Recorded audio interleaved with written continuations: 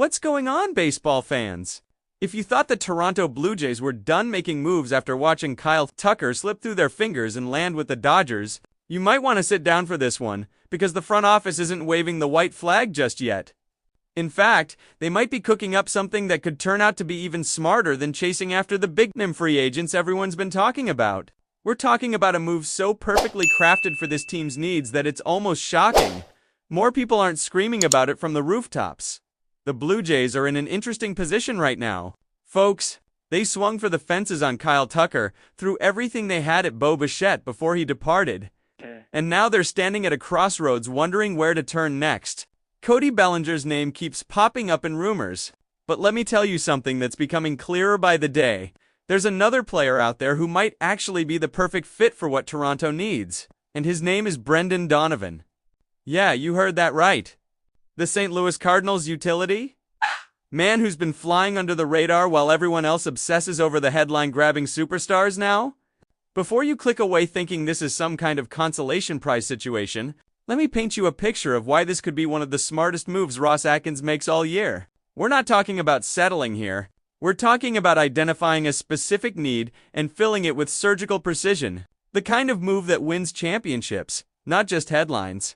Let's start with the elephant in the room. The Blue Jays have been in full-on aggressive mode this offseason, and they've come up empty on some big swings. Missing out on Kyle Tucker stung. There's no sugarcoating that. The team made Tucker a long-term offer, and according to reports that dropped just recently, if Toronto had been willing to increase the annual average value of their contract, they might have had a real shot at closing the deal. But here's where it gets interesting. The Blue Jays set a hard limit at $35 million per year. Why? Because they didn't want to exceed the $35.7 million average annual value they just gave Vladimir Guerrero Jr. Think about that for a second. They literally let Kyle Tucker walk to the Dodgers because they didn't want to upset the internal salary structure they just established with their franchise. Cornerstone. Now, some of you might be thinking that's ridiculous. How do you let a player of Kyle Tucker's caliber go to a division rival? Well, not a division rival, but a major competitor, over a few $1 million per year. But there's actually some logic to it. Even if it's frustrating as all heck for fans who want to see big splashes, the Blue Jays just committed 15 years to Vladimir Guerrero Jr. 15 years. That's not just a contract, that's a marriage. And when you set that kind of precedent with your homegrown superstar, you have to be careful about immediately turning around and paying someone else more money. It sets a tone, establishes a hierarchy, and sends a message about who the face of the franchise really is. But here's where the front office has to be smart. And here's where we need to hold them accountable. You can't let that Vladdy deal become a straitjacket that prevents you from building a championship roster. At some point, probably sooner rather than later, the Blue Jays are going to have to pay someone more than $35.7 million per year. That's just the reality of baseball economics, especially with a new collective bargaining agreement looming and a potential salary cap situation that could completely reshape how teams operate. Vladimir Guerrero Jr.'s deal, as massive as it is right now, is going to look like a bargain in a few years, if he performs anywhere close to expectations. The question is whether management is willing to adapt their thinking or if they're going to stubbornly stick to this self-imposed ceiling and watch other teams snatch up elite talent. But let's get back to Brendan Donovan, because this is where things get really interesting. While everyone's been focused on the big names and the massive contracts, the Cardinals have been quietly shopping one of the most versatile, productive players in baseball. And the best part? He's exactly the kind of player the Blue Jays need right now. St. Louis is in full rebuild mode. Well, they want to call it a retool, but let's be honest about what's happening here. They've already shipped out Sonny Gray, they moved Nolan Arenado, and they're clearly in the beginning stages of tearing things down and building back up. Reports from Cardinals insiders have confirmed that Brendan Donovan is available. And here's the kicker. They're willing to deal him because they've got J.J. Weatherholt waiting in the wings. Their top prospect who's ready to take over at second base. This creates a perfect storm of opportunity for a team like Toronto that needs exactly what Donovan brings to the table. So what does Brendan Donovan actually bring? Let me break this down for you, because once you see the numbers and understand the fit, you're going to wonder why the Blue Jays haven't already pulled the trigger on this deal. First and foremost, this man absolutely destroys right-handed pitching. We're talking about a career-weighted runs created plus of 130 against righties. For those of you who don't live and breathe advanced metrics, that means he's 30% better than league average against right-handed pitchers. That's elite production, folks. That's the kind of split that makes you drool if you're building a platoon or looking for a specific weapon to deploy in the right matchups. Now, I know what some of you are thinking. Bo Bichette is gone, and he was one of the team's best hitters against lefties. How does Donovan help replace that production? And you're right to ask that question, but here's the beautiful part of how this could all fit together. The Blue Jays don't need Donovan to mash lefties because they've already got Ernie Clement for that. Clement is a left-handed masher. He feasts on so you create this beautiful platoon situation where Donovan plays against righties, putting up that elite 130 weighted runs created plus, and then when you're facing a lefty, you slide Ernie Clement into the lineup and watch him do his thing. The versatility is what really makes this sing, though. Brendan Donovan isn't just a second baseman. This dude can play all over the diamond. He's spent significant time at second base, left field, and he's even dabbled at other positions. That kind of defensive flexibility is gold for a manager trying to optimize matchups over the course of a 162-game season. Let's paint a picture of how this could work on a day-to-day basis, because once you see it laid out, the genius of this potential acquisition becomes crystal clear. Against a right-handed pitcher, you could run out a lineup with Josh Donaldson at third. Wait, scratch that. Orelvis Martinez at third. He's the young gun who crushes righties. Then you've got Addison Barger in right field, another guy who destroys right-handed pitching. Dalton Varsho in center, who also hits righties well. Anthony Santander in left, a proven right-handed killer. And then you slide Brendan Donovan in at second base, giving you yet another bat that's going to put up above-average production against that right-handed starter. Suddenly, you've got a murderer's row against righties, with multiple guys capable of doing serious damage. Then the next day, you're facing a crafty left. No problem. You move Orelvis Martinez to third because he's a lefty masher too. You keep some of your guys who hit well from both sides. And then you plug in Ernie Clement at second base because he's going to give you that elite production against the Donovan can slide over to left field, or you can give him a day off entirely and deploy one of your other versatile pieces. The point is, you're maximizing every single matchup, squeezing every possible advantage out of your roster construction. This is the kind of roster building that wins division titles and makes deep playoff runs. It's not always about having the biggest names or the flashiest stats. Sometimes it's about having the right pieces that fit together like a perfectly assembled puzzle.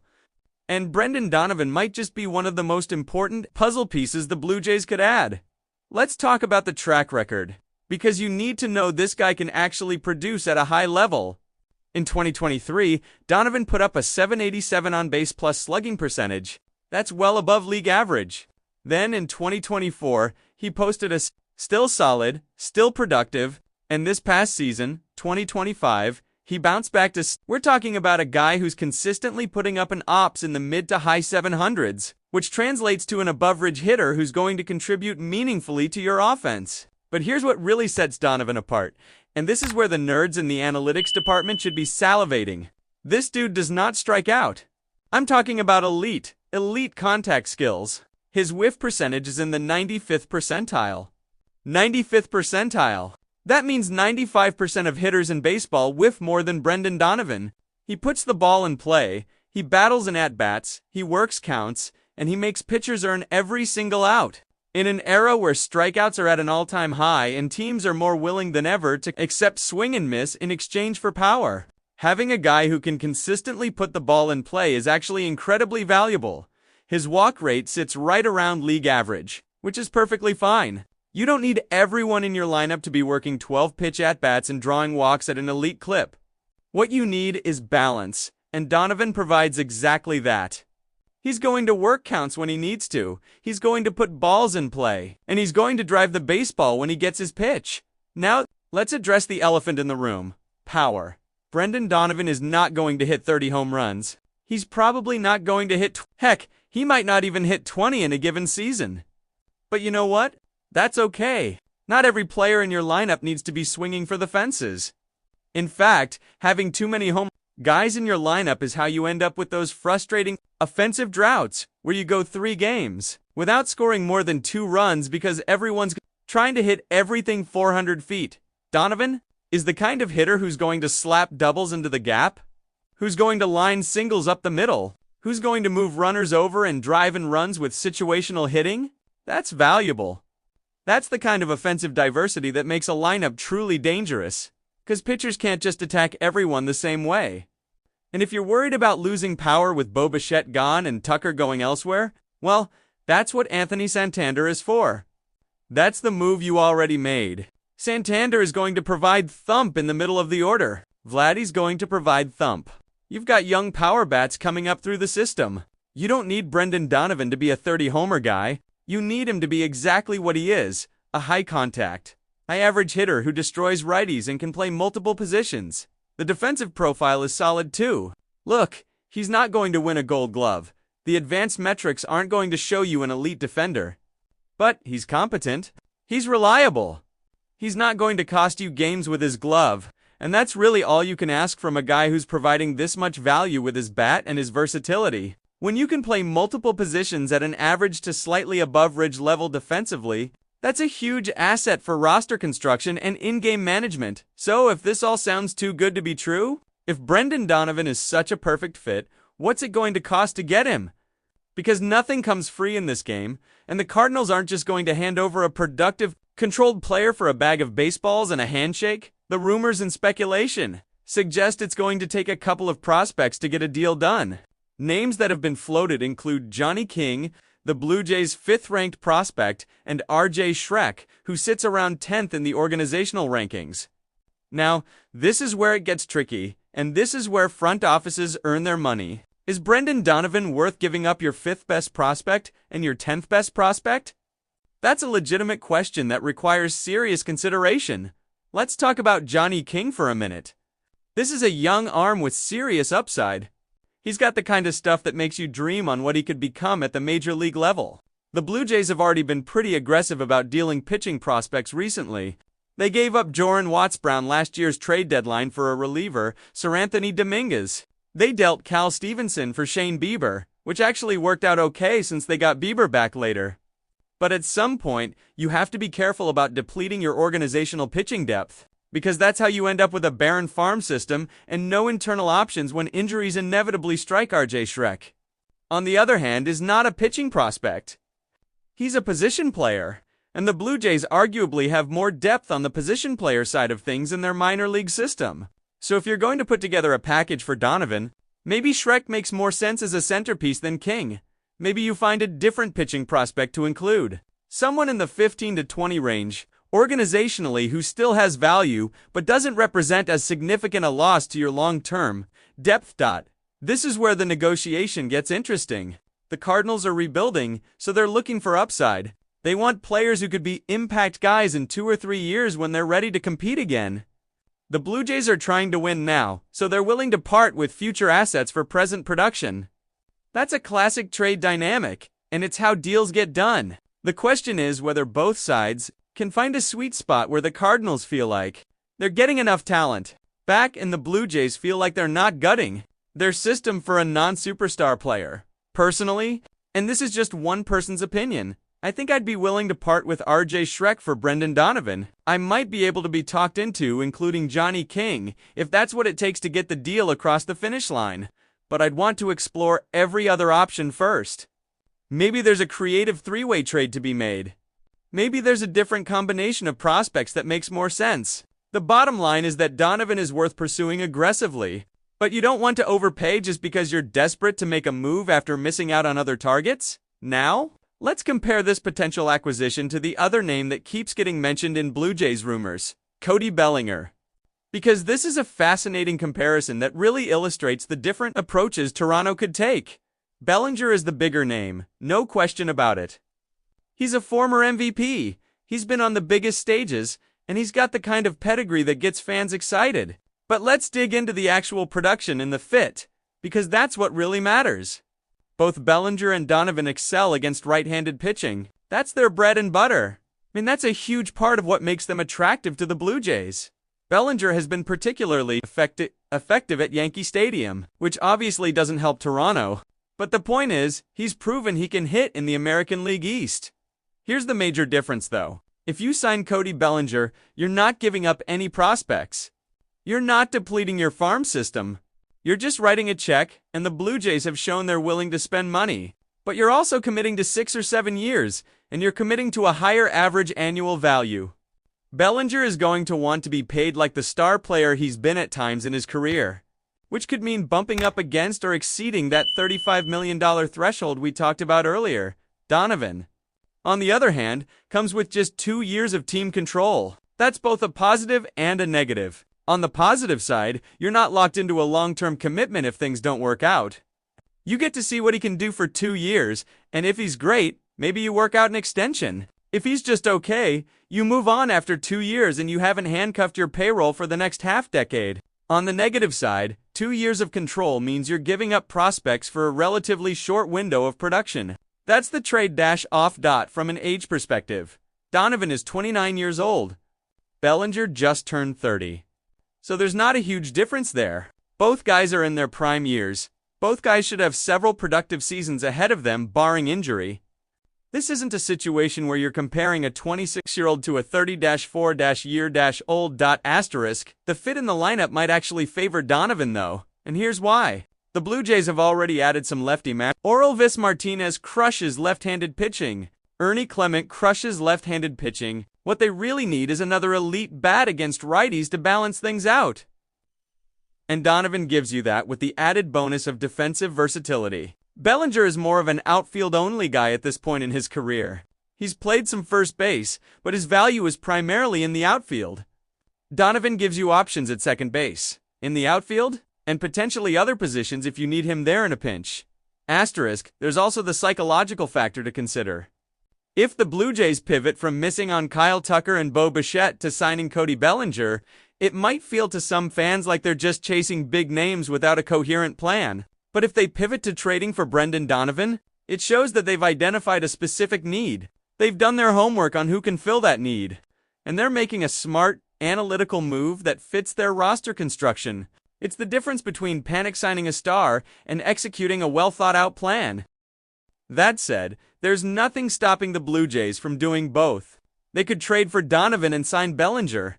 That would give them an embarrassment of riches when it comes to right-handed hitting, and it would provide the kind of depth that championship teams need. But given the financial constraints they seem to be operating under, given that they apparently won't go above $35 million per year for anyone not named Vladimir Guerrero Jr., it seems more likely that they're going to pick one path or the other. The reporting suggests that Bellinger might not be as likely as Kyle Tucker was, simply because the Blue Jays don't seem as interested in going that route.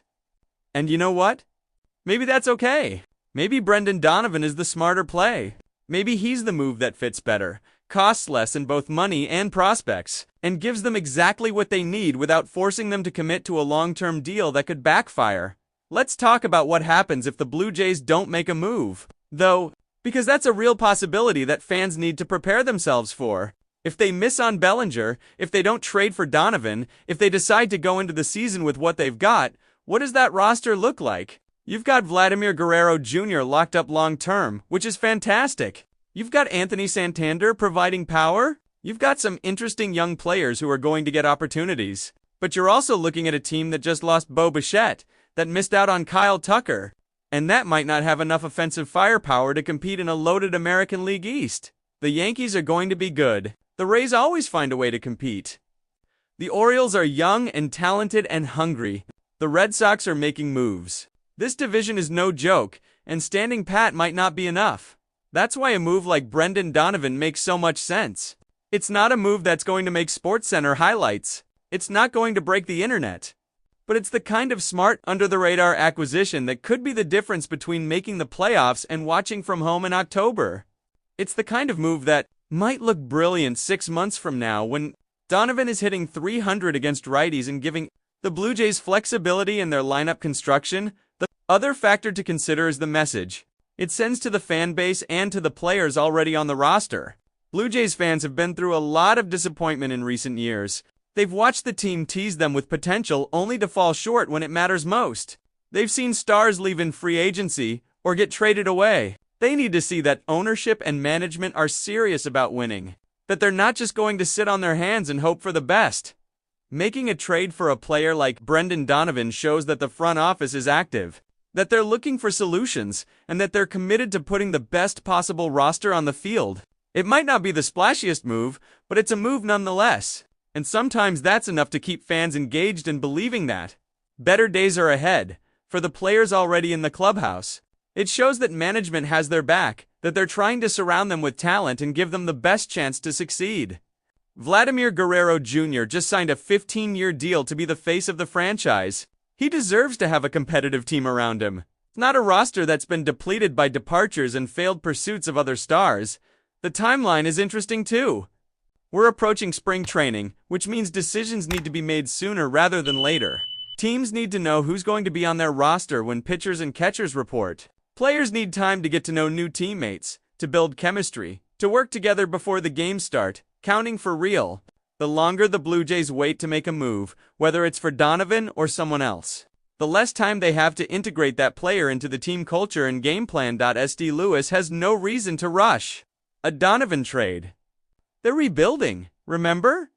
They can afford to wait for the best offer, but Toronto is in win-now mode, which means the Cardinals have leverage in negotiations. That's just the reality of the situation. The Blue Jays need production now more than the Cardinals need to move Donovan immediately. Smart negotiators on the St. Louis side are going to use that leverage to try to extract maximum value in terms of prospects or young players coming back. This is where Ross Atkins and the Toronto front office need to be at their best.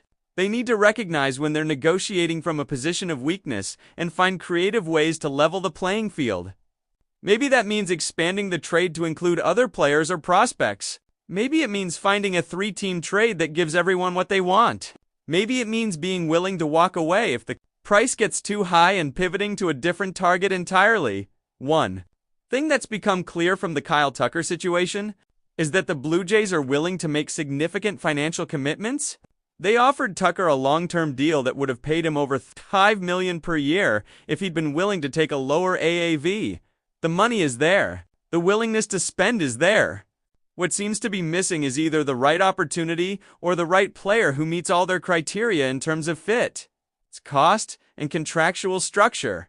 Brendan Donovan checks a lot of boxes. He's affordable in terms of salary since he's still under team control and making far less than what a free agent of his caliber would command. He provides exactly the kind of production against righties that the Blue Jays need.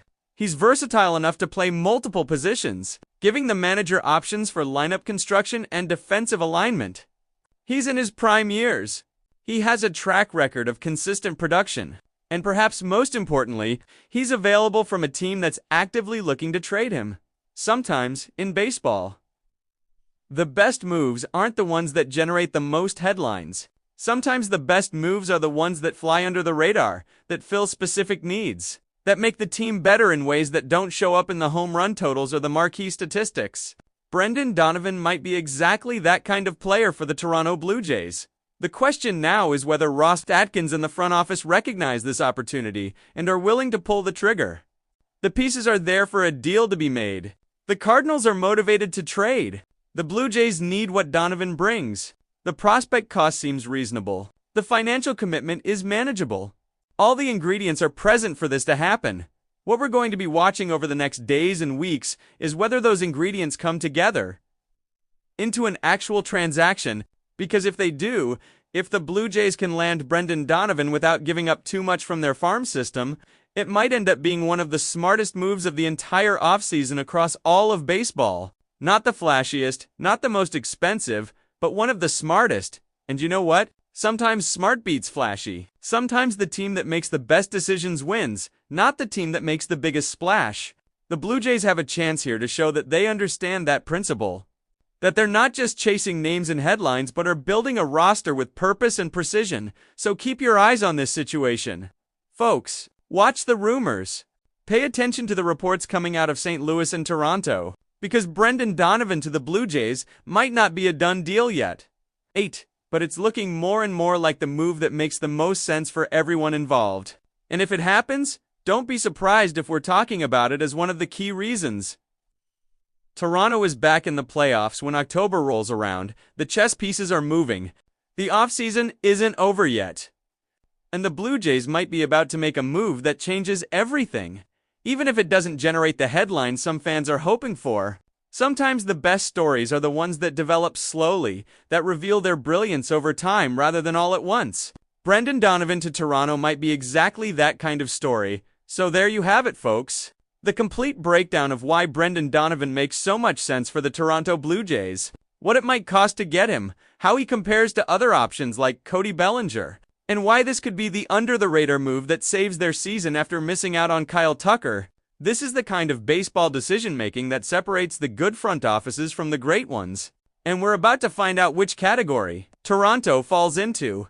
If you enjoyed this deep dive into the Brendan Donovan situation and what it means for the Blue Jays, make sure you smash that like button and let us know in the comments what you think. Should Toronto go all-in on trading for Donovan, or should they keep pursuing Cody Bellinger? What would you be willing to give up in terms of prospects to make this deal happen? And do you think the Blue Jays are making a mistake by not being willing to exceed Vladimir Guerrero Jr.'s contract value for other stars? The comment section is where the real conversation happens, so drop your thoughts down below and let's discuss this thing. And hey, if you're not already subscribed to the channel, what are you waiting for? We're bringing you daily baseball content, breaking down all the rumors, trades, signings, and storylines that matter as we head towards spring training and the regular season. Hit that subscribe button and turn on notifications so you never miss an update. Because things are moving fast in the baseball world right now, and you